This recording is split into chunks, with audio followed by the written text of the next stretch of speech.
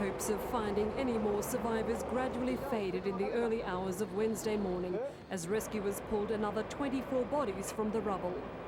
Spirits sank when rescuers discovered the body of Rose, a Kenyan woman whose cries for help had inspired them to work around the clock to find her. Her shattered husband's worst fears realized. The search for survivors now over, it was time for the international rescue teams to pack up.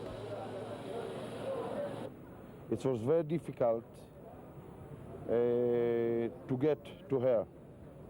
And we did it yesterday night or this morning, just at 3 o'clock, when she was dead. The focus has now shifted to finding those responsible for this carnage. FBI investigators will closely examine the wreckage of a car believed to have been used for the huge bomb. Kenyan President Arap Moi said Wednesday a number of people have been detained over the bombing, but gave no further details.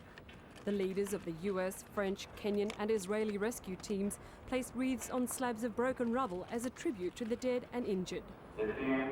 They were joined by the US ambassador to Kenya, Prudence Bushnell, who received minor injuries in the blast. A somber Bushnell has expressed concern that the deadly bombing campaign may be extended to other embassies around the world. At a US airbase in Germany, the body of Air Force Sergeant Sherry Lynn Old was carried aboard a transport plane to begin the final leg of her journey home.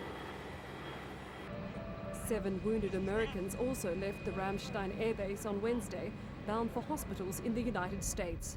On Thursday, the bodies of 10 Americans killed in the Nairobi attack will be escorted back home by Secretary of State Madeleine Albright.